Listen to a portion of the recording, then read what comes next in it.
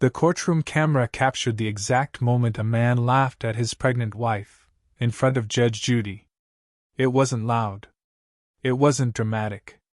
It was subtle, dismissive, the kind of laugh that slips out when someone believes the outcome is already settled. A quiet exhale through the nose. A faint shake of the head. The posture of a man who thought this was all just a formality before his win. He leaned back slightly at the defendant's table, shoulders relaxed, confidence radiating from every careless movement. Across the courtroom, his wife stood alone. She didn't respond to the laugh. She didn't glance in his direction. Her hands rested gently over her stomach, round and unmistakable beneath a simple maternity dress. She was visibly pregnant, not exaggerated, not performative, just undeniably so. The kind of pregnancy that changes the way a room feels the moment you notice it. Her face didn't show anger. It showed exhaustion. The quiet exhaustion of someone who had been defending herself long before she ever stepped into a courtroom. Judge Judy noticed everything. She noticed the laugh, the posture, the imbalance. She noticed how comfortable he looked, and how carefully composed she remained. And in that moment, she chose not to say a word. Anyone familiar with Judge Judy knows that her silence is never empty. It is deliberate. It is observant. It is the silence of someone allowing people to reveal who they truly are before she steps in. Because in the next few minutes, that laugh would disappear forever. Not gradually. Not politely. But completely. The man didn't know that yet. In his mind, this case was already decided. He believed confidence would carry him. That pregnancy would work against her. That if he spoke louder, smiled more, and dismissed her calmly enough, the court would see her the way he wanted her to be seen, emotional, unreliable, dramatic. He had told himself this story so many times that it felt real. His wife remained silent. Not because she was unprepared, but because she understood something he didn't. She understood that when someone is certain they're winning, they stop protecting their lies. They start exposing them. Judge Judy finally raised her eyes. She didn't address the man immediately. She didn't turn to the woman either. Instead, she looked at both of them with the steady focus of someone who already sensed the truth forming beneath the surface. The courtroom felt still, suspended, as if everyone present felt that something irreversible was about to begin. What the laughing husband didn't realize was that something he believed no longer existed was about to be brought into that courtroom. Something with his own words attached to it. Something recorded, preserved, and immune to confidence and mockery. Something that doesn't care how relaxed you are when you lie. Judge Judy still hadn't spoken. And that silence was the most dangerous part of all. Because when she finally did speak, it wouldn't be to ask him whether he had crossed the line. It would be to show him exactly when he did. And if you believe that no one should ever be mocked in court, especially someone this vulnerable, standing alone while carrying a child, then you'll want to stay with this case all the way to the end. When Judge Judy finally invited the husband to explain his side, he didn't hesitate. In fact, he looked almost relieved, as if this were the part he had been waiting for. He straightened in his chair, adjusted his posture, and spoke with the relaxed certainty of someone who believed his version of events was not only believable, but inevitable. "She's emotional, Your Honor," he began, his tone calm, almost practiced. "She's pregnant, and everything becomes a crisis. Every conversation turns into an argument." As he spoke, he smiled faintly again. Not at the judge, but at the idea that this explanation alone should be enough. He went on to say that his wife had a habit of exaggerating situations, that she used her pregnancy as an excuse to escalate ordinary disagreements into something dramatic. According to him, what brought them into court wasn't mistreatment or intimidation, it was overreaction. "She took something small and blew it out of proportion," he said. "That's what happened." He shook his head slightly, as if genuinely baffled that this case had even made it this far. There was no hesitation in his voice. No discomfort. No awareness that every word he spoke was being weighed not just for content, but for character. At one point, he let out another soft laugh, the same dismissive sound as before, and then quickly caught himself, still smiling. Judge Judy listened.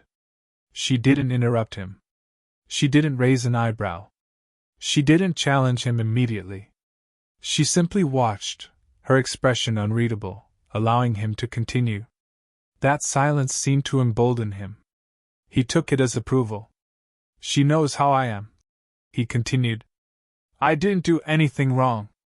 I never threatened her. I never touched her. I was just trying to have a normal conversation. As he spoke, the imbalance in the courtroom became impossible to ignore.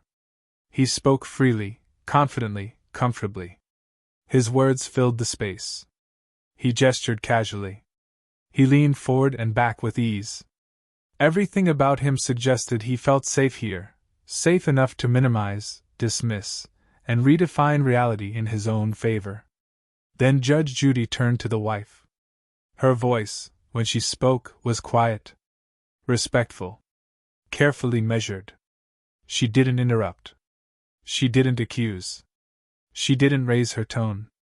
She addressed the court directly, hands still resting over her stomach, eyes steady but tired. She acknowledged her pregnancy without leaning on it. She explained that she wasn't emotional, she was scared. That the issue wasn't a single argument, but a pattern. A pattern of words, of pressure, of behavior that left her feeling trapped and belittled. I didn't overreact, she said softly. I reacted. The contrast between them was striking. Where he had laughed, she remained composed. Where he dismissed, she clarified. Where he spoke with entitlement, she spoke with restraint. And yet, even in that restraint, the imbalance remained. The courtroom heard two stories, but only one was being told from a position of comfort. The husband smirked slightly as she spoke, confident that her tone would work against her. To him, calm sounded weak. Softness sounded uncertain. He had convinced himself that volume and confidence were what mattered, and that she didn't have either. Judge Judy allowed the moment to breathe. She glanced back at the husband, then at the wife, as if comparing more than just their words. Comparing their posture, their reactions, their awareness of the courtroom they were standing in. Still, she said nothing that revealed what she was thinking. The husband mistook that silence for agreement. He added one final comment, as if to drive his point home. I think she just wants sympathy, he said. That's what this is. Another faint laugh escaped him. The room grew tense. Because moments like this remind people why courtroom stories matter. Because if this can happen on camera, imagine what happens when no one is watching. Judge Judy leaned forward slightly, her voice calm, even, almost conversational. Let's slow this down, she said. I want dates. It was a simple request. Not an accusation. Not a challenge. Just a request for fact. The kind of request that separates rehearsed stories from real ones. The husband answered quickly, without hesitation, giving a date for the argument that led them to court. He sounded certain, confident, as though he had already memorized this part. Judge Judy nodded once, then asked another question. What time did this happen? He answered again, just as quickly. But this time there was a shift, subtle, almost imperceptible. The time he gave didn't quite align with the date he'd mentioned seconds earlier. It wasn't a dramatic contradiction. It was small. The kind of inconsistency people don't notice when they believe they're winning. Judge Judy noticed. She didn't correct him. She didn't react. She simply moved on. And where were you when this conversation happened? At home, he said. In the living room. A moment later, when she asked him to describe what led up to the argument, he mentioned coming in late from work. He described the kitchen. He described standing near the door. Again, nothing explosive. Just enough variation to matter. Judge Judy wrote something down. Then she turned to the wife. She asked the same questions, the same dates, the same times, the same locations. The wife answered quietly, steadily. Her timeline didn't shift. Her details didn't expand or contract. She didn't add unnecessary explanation. She simply answered what was asked, then stopped speaking. The contrast grew sharper with every question. Judge Judy returned to the husband. "You said earlier this was just a conversation," she said. "No yelling." "No," he replied immediately. "No raised voices at all?" she asked. He shook his head. "No, Your Honor." She paused. Just long enough for the courtroom to feel it. "No threats?" she asked. "Absolutely not." "No intimidation?" He smiled slightly. "Never." Judge Judy didn't respond right away. She looked down at her notes, then back up at him. Her expression remained neutral, but her pacing had changed. The questions came more deliberately now, spaced further apart. "You never told her to leave?" she asked. "No." "You never blocked her from walking away?" "No." "You never used your size or position to scare her?" "Never." "Not once." The words landed heavily in the courtroom. He didn't hedge. He didn't qualify. He didn't say, "not intentionally," or "not like that." He gave an absolute answer.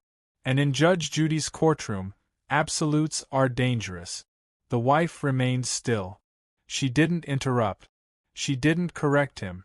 She didn't look at the judge for reassurance. She stood exactly as she had before, hands resting over her stomach, breathing slow, eyes forward. If she felt tension, she didn't show it. Judge Judy noticed that too. She asked one final question of the husband. "Did you ever raise your voice at her during your pregnancy?" He answered without hesitation. "No." The confidence in his voice was unmistakable. This was the moment he felt safest. The moment he believed the hardest part was behind him. He leaned back slightly, as if relieved, his posture loosening again. Judge Judy said nothing. She let the silence stretch longer than usual. Longer than comfortable. The courtroom seemed to hold its breath.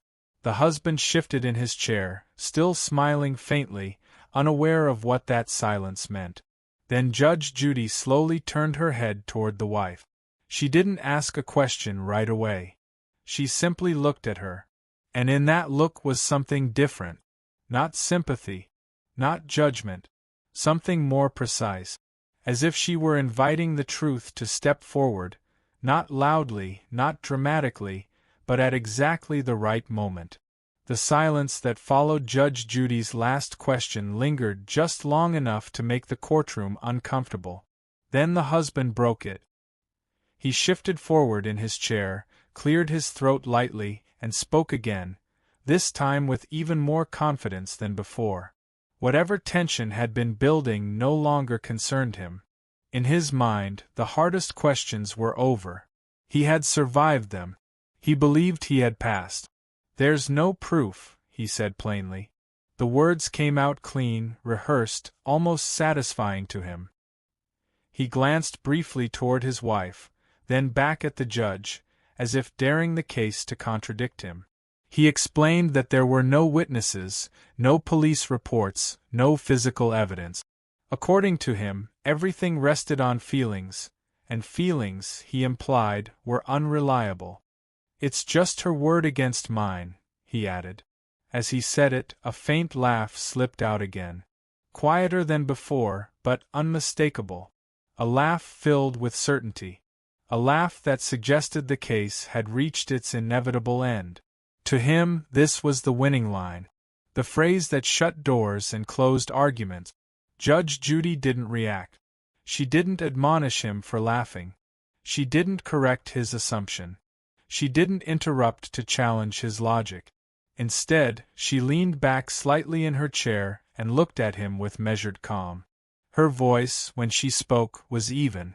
"So that's your position," she said. "Yes," he replied immediately.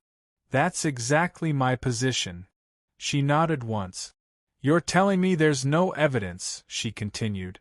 "No proof, nothing beyond what the two of you say happened." "That's right," he said, nodding confidently. "Exactly."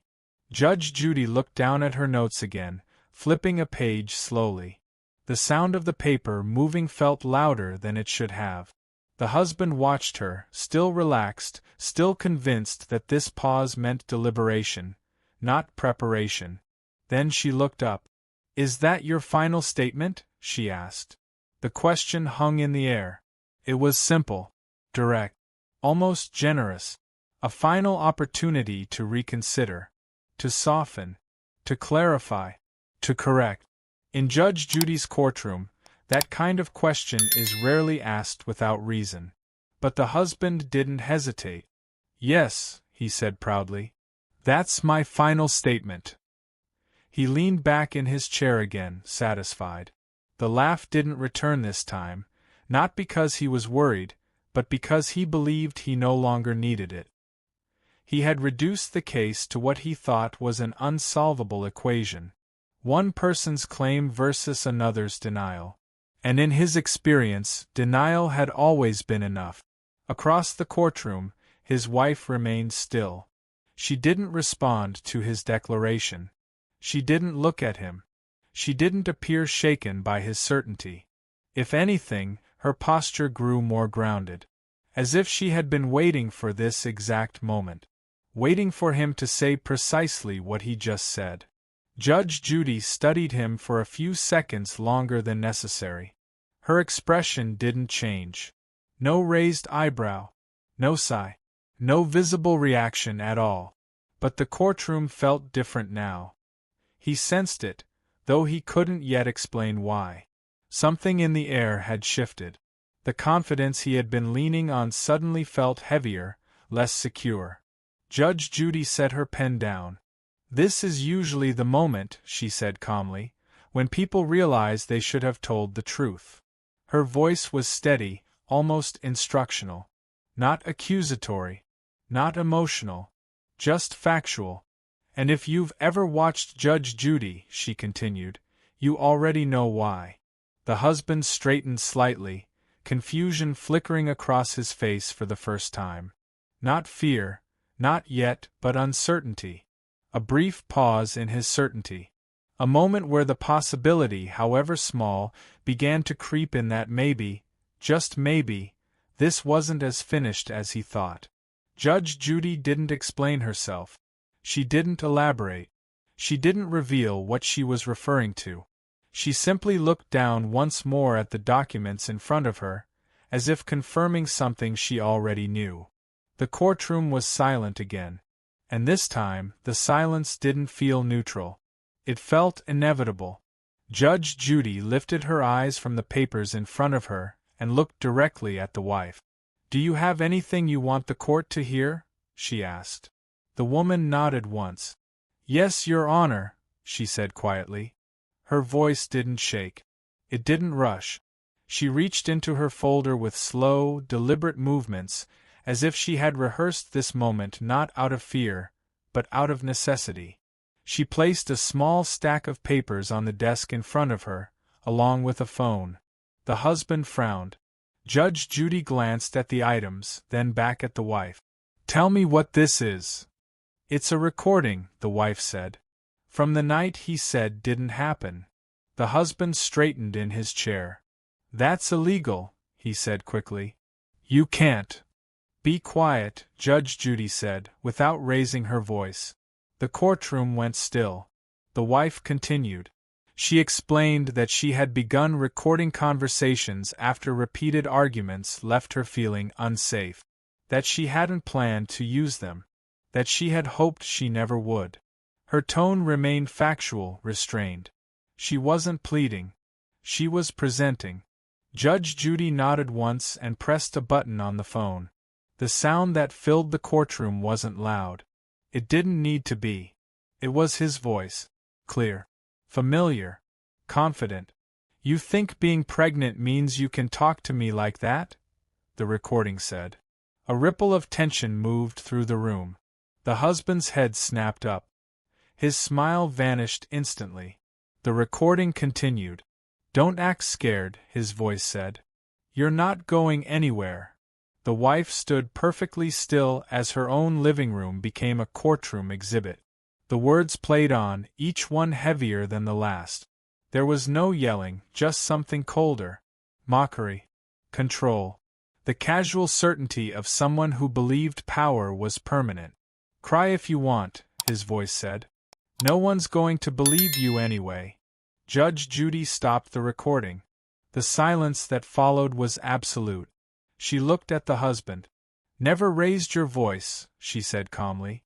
"Never intimidated her. Never threatened her." The husband swallowed.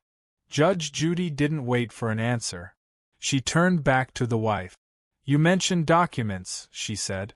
The wife slid forward a medical report and a police note. She explained that after one argument, she experienced severe abdominal pain and went to the hospital. That the doctor documented elevated stress levels and advised her to avoid further confrontation. That when she called the police to ask for guidance, an officer noted her report, not as an arrest but as a record. Judge Judy read silently. The husband stared straight ahead now. His jaw was tight. His hands were clenched together in front of him. Judge Judy looked up again. "So when you told me there was no proof," she said, "you were wrong." She turned slightly and read aloud from the medical record, her voice even and controlled. She read the line about emotional distress during pregnancy. She read the date. The same date the husband had given earlier, incorrectly. Then she held up the police note. "And this," she said, "exists whether you like it or not." The husband shook his head weakly. "That's not what I meant," he said. "I wasn't." Judge Judy raised her hand. "You don't get to reinterpret your own words after I hear them," she said. "I don't do that." She turned back to the phone. "And the recording," she added. "That's you." The husband's face had changed completely now. The confidence was gone. The amusement was gone. The ease he had walked in with had collapsed into something tight and desperate. He didn't laugh. He didn't smirk. He didn't speak. Judge Judy sat back. "This is what proof looks like," she said. "Not yelling. Not theatrics. Documentation." She looked once more at the wife, still standing, still composed. Then she addressed the courtroom. "If you believe truth always finds its way out," she said, "even when someone laughs in your face, this is the part people never forget." The room remained silent, and the man who had laughed first hadn't said a word since. Judge Judy didn't raise her voice. She didn't need to. She sat back in her chair, hands folded lightly in front of her, and looked directly at the husband, not with anger, not with disbelief, but with the calm authority of someone who had already reached a conclusion. The kind of calm that leaves no room for argument. "Let me explain something to you," she said evenly. "Pregnancy is not a weakness." The words landed softly, but firmly. She continued without pause. "It does not make someone unreliable. It does not make someone emotional by default. And it does not give you permission to dismiss what they say simply because it's inconvenient for you." The husband shifted in his seat. He opened his mouth slightly, as if to respond. Judge Judy didn't look away. "You laughed," she said. "Not once. More than once." She glanced briefly at her notes, then back at him. "People don't laugh in court because they're confident in the truth. They laugh because they think the truth won't matter." The courtroom was silent. "You came in here believing that your posture, your tone, and your certainty would outweigh facts," she continued. "You believed that if you stayed calm and denied everything, that would be enough." She shook her head slightly. "That's not how this works." The husband finally tried to speak. "Your Honor, I wasn't." Judge Judy held up one finger. "No," she said. "Just that. One word. Calm. Absolute." He stopped immediately. She leaned forward again, this time slightly closer. "You told me there were no threats," she said. You told me there was no intimidation. You told me there was no proof. She looked down briefly, then back up. And every one of those statements was false. The husband swallowed hard. Judge Judy turned her attention to the wife, only for a moment, then back to him. Abuse doesn't require bruises, she said. It doesn't require screaming. It doesn't require a police officer standing in the room. Her voice remained measured, instructional. Abuse can be words. It can be tone. It can be standing in someone's space and telling them they have nowhere to go. And when that person is pregnant, it carries weight whether you choose to acknowledge it or not. The husband shook his head again, more out of reflex than disagreement. I didn't mean it like that, he muttered. Judge Judy didn't flinch. I don't care how you meant it, she said. I care how it landed. She picked up the medical report again. This document exists because your behavior had consequences, she said. Stress during pregnancy is not theoretical. It's not dramatic. It's medical. She placed the paper back down. And the recording, she added. That's not interpretation. That's evidence. The husband exhaled sharply, frustration creeping into his expression. She recorded me without telling me, he said. Judge Judy's eyes narrowed just slightly. You're not on trial for being recorded, she said. You're on trial for what you said. He tried again. But she. No, Judge Judy said again, her tone unchanged. The word cut through the room. You don't get to interrupt me, she continued. You've had plenty of time to speak. You've used it to deny, minimize, and laugh. She paused. Now you're going to listen. The power shift was unmistakable now. The man who had entered the courtroom relaxed and amused sat rigid and silent. His shoulders were tense. His eyes avoided the bench. The ease he had relied on was gone, replaced by something brittle and exposed. Judge Judy straightened slightly. You underestimated this court, she said. You underestimated your wife. And most of all, you underestimated how clearly your own words would reveal you. She let the statement settle. This case is no longer about whose word carries more weight, she concluded. It's about whose word held up under scrutiny. She closed her folder. And yours did not. The courtroom remained silent. The destruction was complete, not because she raised her voice, but because she never had to. Judge Judy sat still for a moment, her hands resting on the bench, her expression settled. Not stern, not emotional, but resolved. The kind of expression that tells you the decision has already been made, and nothing left in the room can change it. She looked directly at the husband. I've heard enough, she said. Her voice was calm, firm, final. This court finds in favor of your wife. The words landed with weight. Not dramatic, not theatrical, just definitive. She explained her ruling carefully, line by line, so there would be no confusion and no room for reinterpretation later. She cited the evidence, the recording, the medical documentation, the timeline inconsistencies. She reminded him, once again, that credibility is not claimed, it is earned. You came into this courtroom believing confidence would replace honesty, she said. It doesn't. She ruled that his claim was dismissed in its entirety.